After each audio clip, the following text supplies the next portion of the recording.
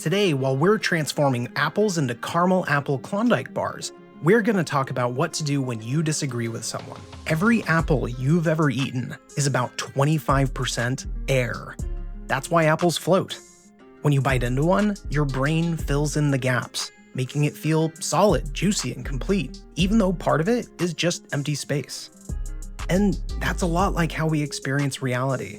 What you think of as truth is actually your brain's best guess. It's a stitched-together story built from billions of signals.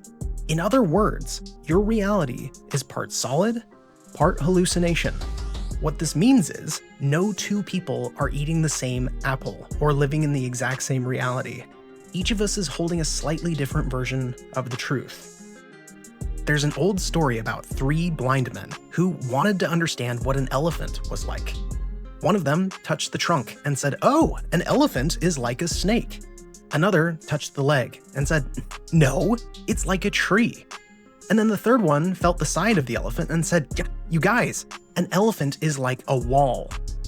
Each of them was convinced that they were right, and each of them was also wrong. That's how disagreements usually go. We see only one piece of the truth, but not the whole thing. And sometimes two things can be true at once. The elephant really is like a snake, and like a tree, and like a wall. Our perspective isn't invalid. It's just incomplete. And the thing is, even when you know you're right, that doesn't cancel out the other person's truth. Their perspective is just as real to them as yours is to you. The goal isn't to win, it's to put the pieces of the elephant together.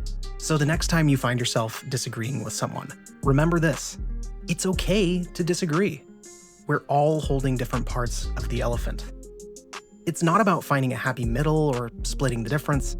It's about approaching disagreement as a curious quest to uncover more of the truth together.